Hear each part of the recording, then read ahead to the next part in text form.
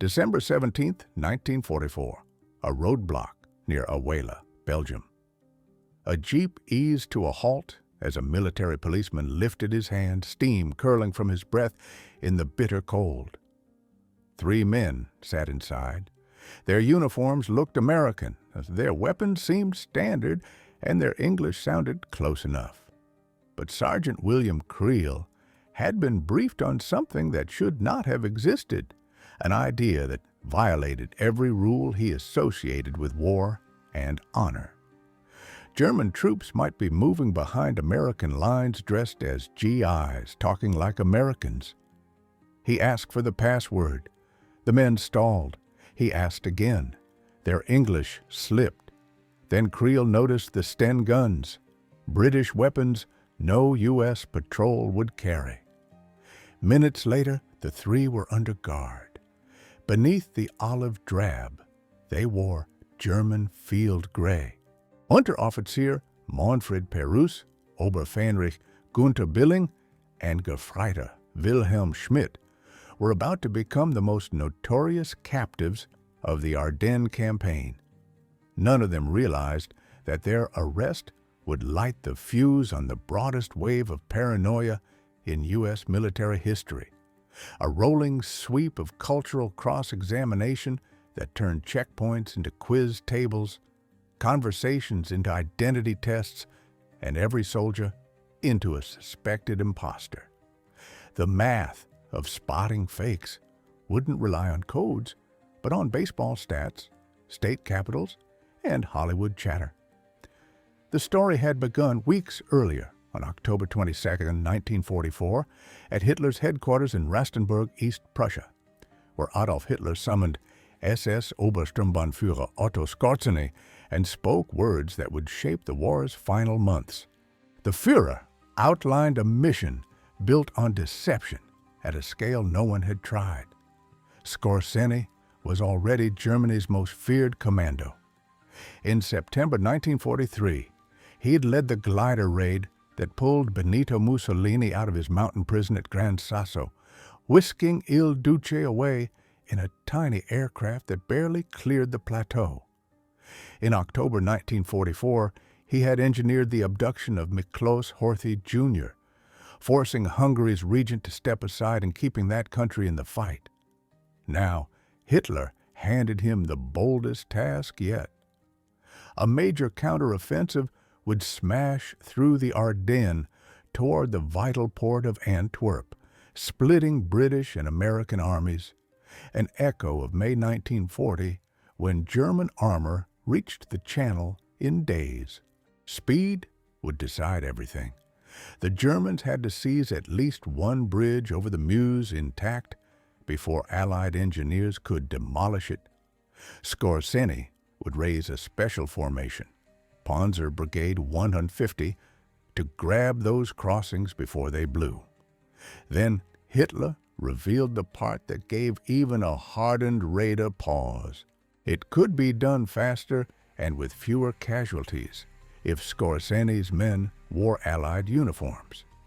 Small teams dressed as Americans or British could sow chaos, scramble communications, misdirect columns, and spread panic. Skorzeny grasped the legal stakes at once.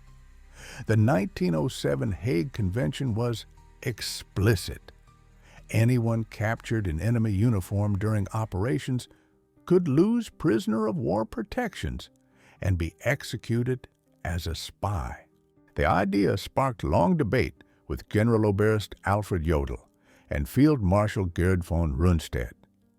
Hitler argued it was lawful if Skorzeny's men stripped off enemy uniforms before actual combat.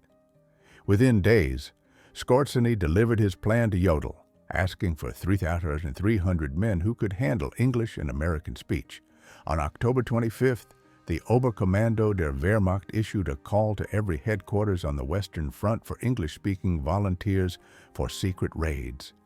Signed by Field Marshal Wilhelm Keitel, it specifically sought soldiers fluent in English and American idiom.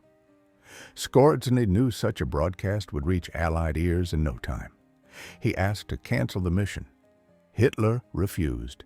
The Allies did intercept the order on November 30th, but analysts dismissed it as a bluff, too audacious to be real. Volunteers poured in from across the services, many with no clue what they'd volunteered for. Fritz Preuss, a 21-year-old Luftwaffe private trained as an English translator, assumed he'd question prisoners far from the front. Instead, he found himself behind wire at a training camp in Grafenwöhr, eastern Bavaria. Security was ruthless. One man was shot after revealing too much in a letter home. Only on arrival did most recruits learn the true mission.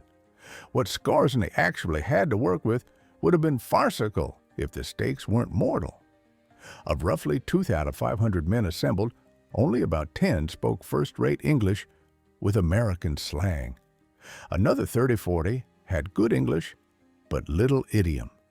A further 120-150 were passable. The rest had classroom English at best, barely beyond yes and no. Skorzeny later wrote that after a couple of weeks the results were terrifying. Those with the weakest English were told to blurt, "Sorry," if challenged by Americans, then unzip and dash off pretending to have sudden diarrhea. Equipment was just as bleak. O.B. West was asked for 15 Sherman tanks, 20 armored cars, 20 self-propelled guns, 100 jeeps, 40 motorcycles, 120 trucks, and enough Allied uniforms. Delivery was a disaster. Only 2 Shermans appeared, both in poor shape. One failed almost immediately. Instead of U.S. armor, Skorzeny received 5 Panther tanks, 6 armored cars, 6 half-tracks, and 5 Sturmgeschütz assault guns, all German. The Panthers were dressed up with sheet metal skirts, olive drab, and white stars. Skorzeny admitted they'd only fooled very young Americans at long range in the dark.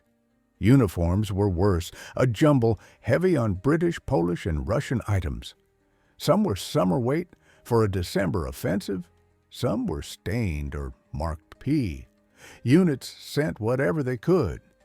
The brigade was swamped with Polish and Russian kit from formations that didn't grasp the request.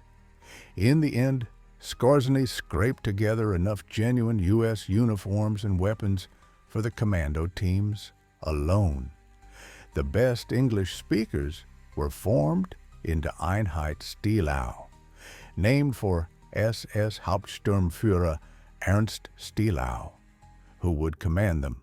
Training was intense and the timeline brutal. Recruits learned U.S. Army organization, rank badges, customs, and drill. Some were sent to POW camps at Kustrin and Limburg to practice on captured Americans.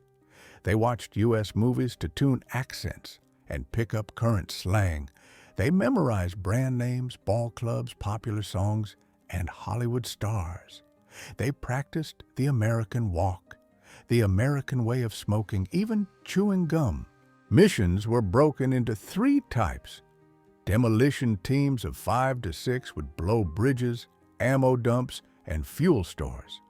Recon patrols of 3 to 4 would scout both banks of the Meuse, hand out false orders, flip road signs, remove mine warnings, and rope off routes with fake mines notices. Lead commando elements would shadow attacking German units, cut phone lines, smash radio posts, and issue counterfeit orders. Everyone understood the stakes. Capture in U.S. uniform meant almost certain execution. Another danger lurked too, friendly fire, if German troops mistook them for real Americans. To prevent that, vehicles would show a small yellow triangle. Tanks would hold gun tubes at preset angles, and soldiers wore colored scarves under their gear. On December 14th, Panzer Brigade 150 assembled near Baden Münstereifel. On the afternoon of the 16th, they rolled out behind 3 attacking panzer divisions. The idea was simple. Once the spearheads reached the high ground, Skorzeny's disguised groups would slip around them, dash ahead, and seize the Meuse bridges.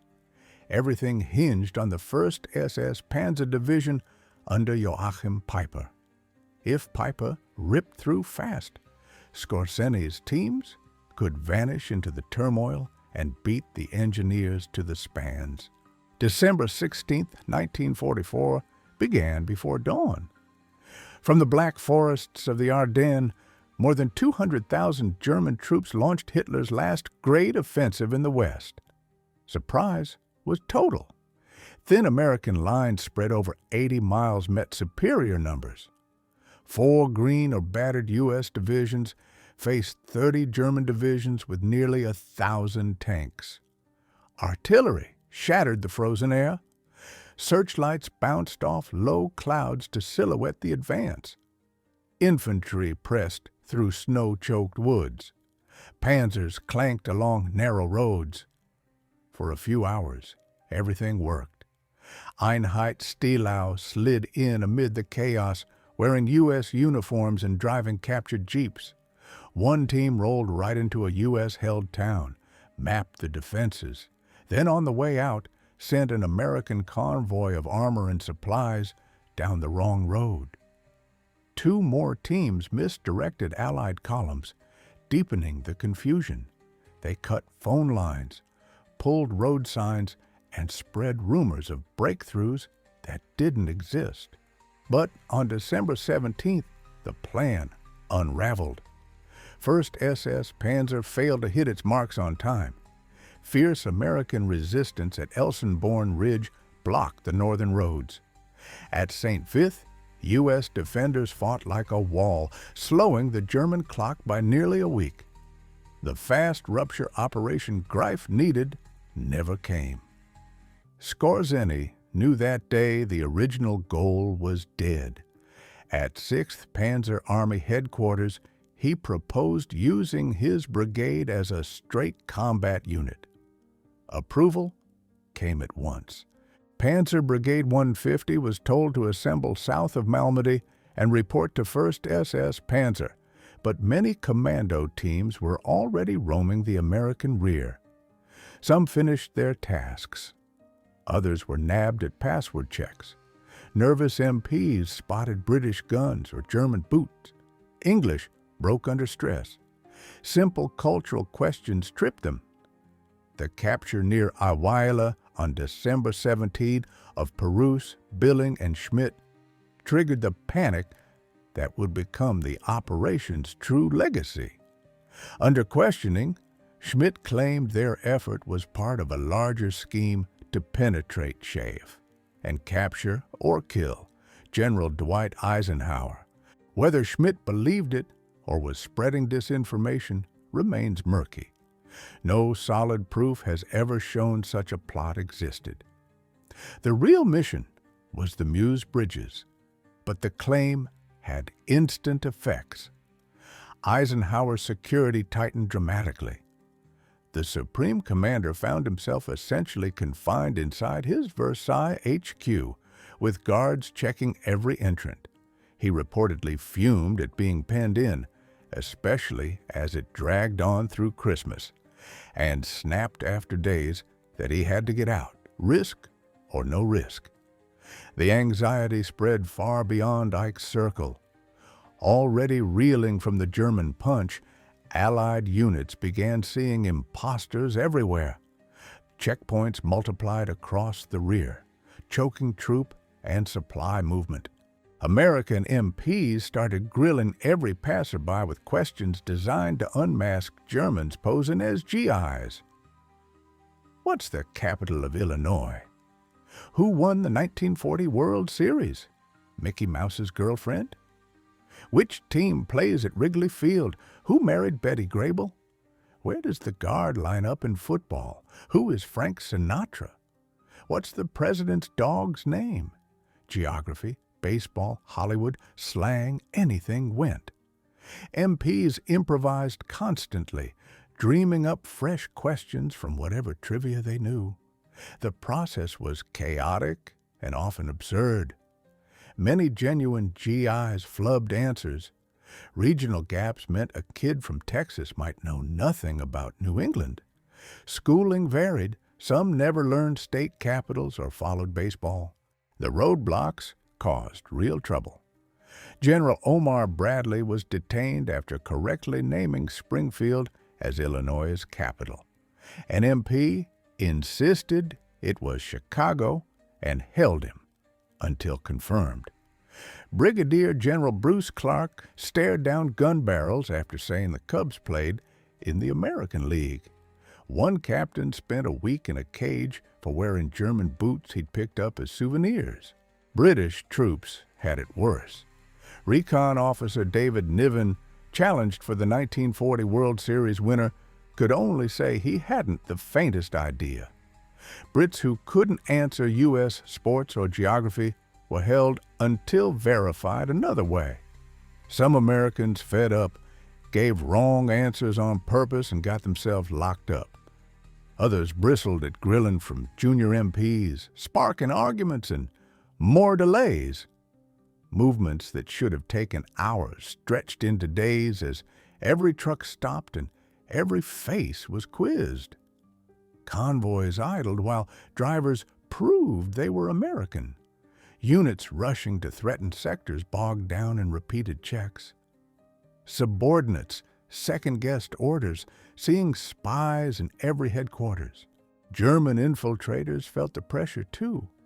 Those still behind U.S. lines found movement nearly impossible. The cultural pop quizzes exposed the holes in their prep. They had memorized TONEs, rank stripes, and drill, but they hadn't trained for baseball box scores, Hollywood marriages, or local slang. Some started avoiding roads altogether, slipping cross-country and drawing more patrol attention. Others tried to bluff their way through, inventing excuses for not knowing answers. Few made it.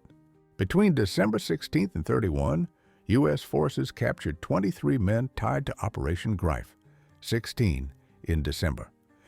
Team leader Gustav Schultz was taken later and tried in May 1945. Every captured infiltrator faced a military court. The law was clear. Article 23 of the Hague Regulations forbade improper use of enemy insignia and uniforms. Anyone caught operating in enemy dress could be tried as a spy, not treated as a POW. The first trial opened at Henri-Chapelle on December 21st. Perus, Billing, and Schmidt were charged with violating the laws of war by wearing U.S. uniforms while conducting operations. Evidence was overwhelming.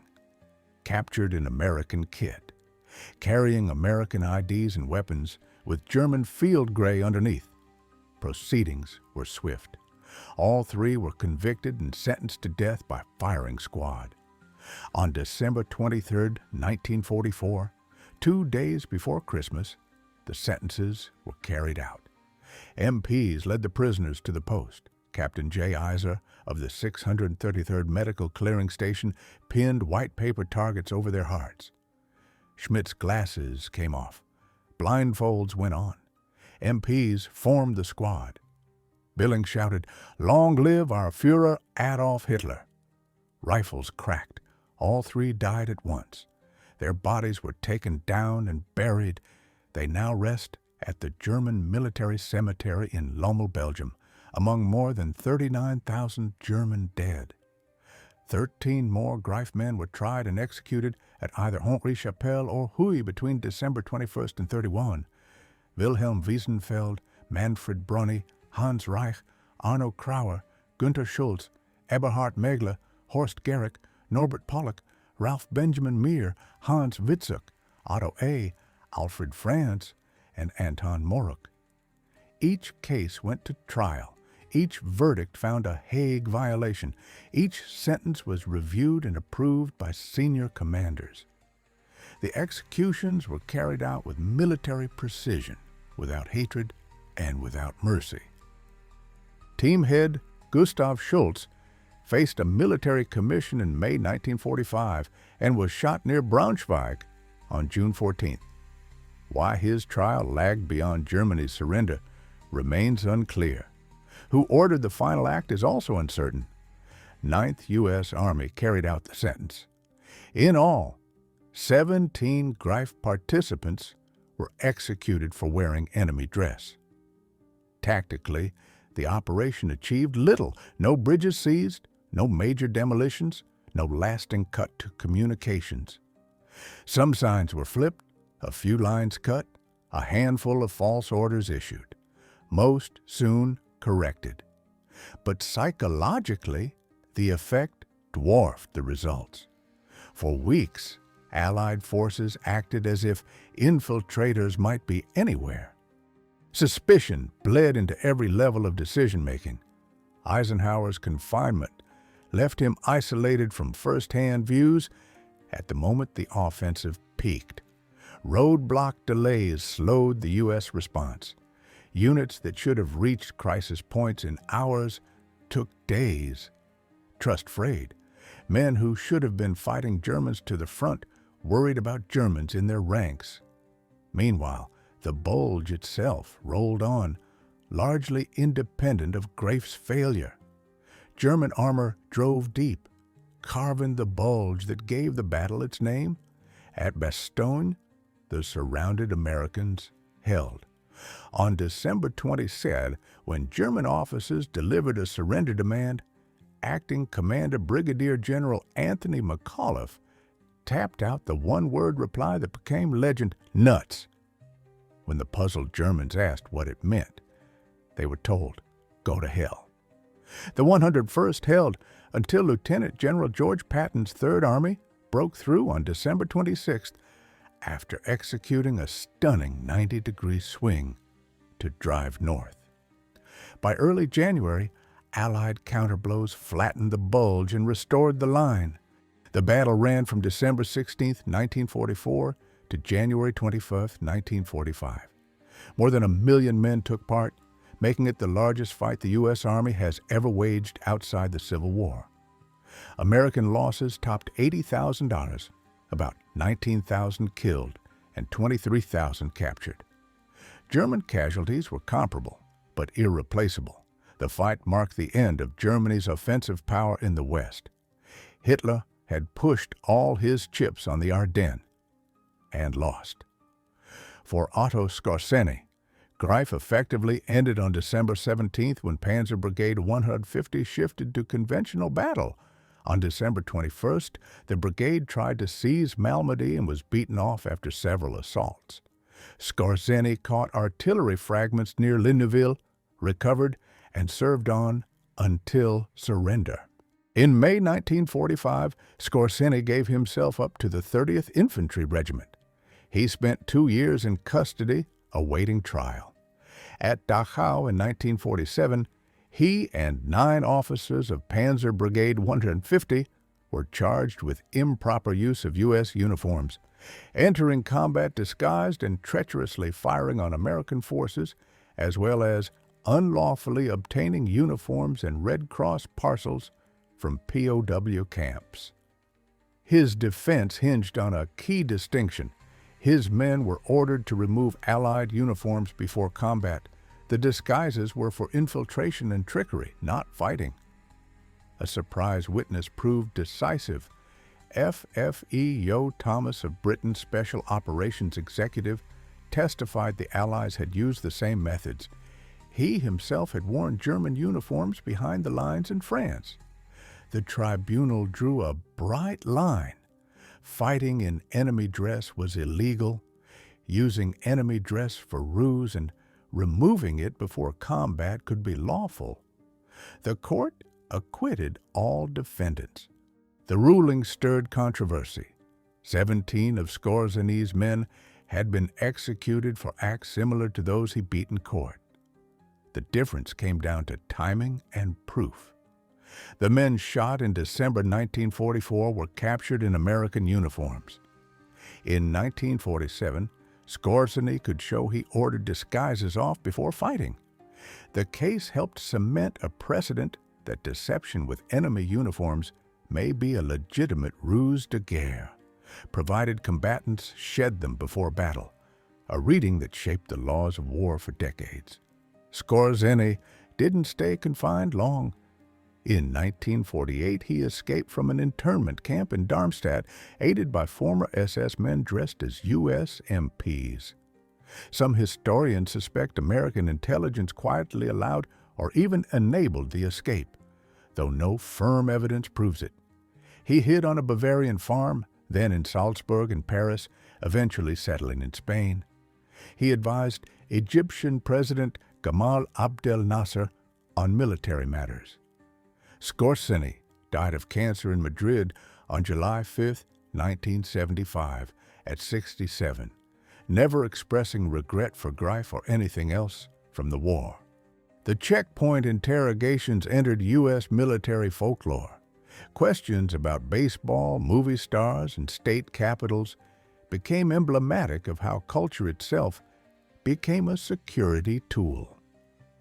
For all its messiness, the ad hoc system worked. Language training couldn't mimic the easy cultural knowledge Americans absorbed from childhood. Being American meant more than speaking English or wearing the right gear. It meant shared references and memories that no crash course could impart. That cohesion, often invisible, turned out to be a quiet asset when infiltrators appeared. The 17 executed Greif men live on mostly through cemeteries and records. Their graves at Lommel are tended like those of soldiers killed in straight combat. The headstones don't mark who died by firing squad and who fell in battle. They are all German war dead. Manfred Perus was 23. Gunther Billing, 21, remained a committed Nazi to the end. Wilhelm Schmidt, 24, met death with calm resignation. Each was someone's son, maybe someone's brother. Each made choices that led to that frozen morning in Belgium, to posts, blindfolds, and rifles. Greif's legacy reached beyond tactical failure. It proved that special operations can't compensate for a conventional plan that doesn't break through. Skorzeny's raiders couldn't seize bridges that Piper's panzers never reached. Deception can amplify success. It cannot replace it. Yet the operation did trigger disruption far beyond what the teams actually did. The mere possibility of impostors bred panic that touched hundreds of thousands. That gap between fear and reality remains central to modern thinking about psychological warfare. The Bulge ended in late January. The Allies pushed again toward the Rhine. Within 4 months, the Third Reich was gone. Hitler killed himself in his bunker. Germany surrendered on May 8, 1945. The 17 executed Greif men were already in the ground. Their war ended violently on Belgian soil.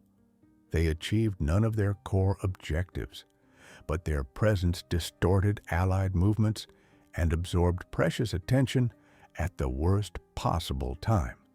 On January 18, 1945, with fighting still raging, Winston Churchill told Parliament it was undoubtedly the greatest American battle of the war and would be remembered as a famous American victory, pointing out that Americans bore 30 to 40 times the fighting load of Britain in that clash. The MPs who asked about baseball didn't set out to make legend. They were solving a problem in front of them, improvising a way to spot enemies. It worked because it relied on genuine shared culture. Americans knew baseball, films, and capitals because they'd lived them. Germans could memorize facts, but they couldn't fake the feel. That difference between learned data and lived culture proved decisive. The lesson still stands. Deep cultural fluency can't be crammed. It takes time and immersion. Modern special operations absorb that truth, grooming deep cover officers over years because language, facts, and coached behavior are necessary, but not sufficient. The core challenge hasn't changed. Culture is absorbed through life, not lectures. Greif showed both the power and the limits of unconventional action. Small units can punch far above their weight in disruption. Psychological shock can outweigh physical damage many times over. But without conventional success to open doors, special operations can't deliver strategic victory. Deception isn't a substitute for breaking the line. For historians and strategists, Greif is a case study in ambition unmoored from realistic means. Classic late-war Hitler, grand designs, thin resources, and wishful timelines. Yet the panic it sparked validated deception and psychological warfare as true force multipliers. Those 17 men, shot for wearing the wrong uniform, would likely be forgotten, if not for the record that preserves them. They were not remarkable soldiers. They achieved little before capture. But their executions fixed an important point of law, clarifying how enemy uniforms may and may not be used. The lessons remain. Identity checks matter. Cultural fluency is hard to fake. Special operations are valuable, but can't replace conventional power. The laws of war endure, yet hinge on evidence and circumstance. And the human cost is not just the fallen in battle, but also those executed under legal authority. Each was a life cut off. The MPs who carried out those orders were Americans who obeyed, and who carried their own quiet burdens after. Operation Greif captured no bridges and caused little direct destruction. It killed comparatively few Americans. But the fear it created slowed reinforcements, skewed decisions, and soaked up resources during critical days. Its indirect effects, hard to measure, shaped the opening phase. The quick arrests, trials, and executions showed U.S. military justice functioning under fire, swift by necessity, setting precedents that today would proceed more deliberately. The Bulge dragged on 5 more weeks and ended in German defeat, the last of Germany's reserves spent. The story of Greif and the Bulge reminds us that war is more than lines on a map. Psychology, culture, and perception can matter as much as steel.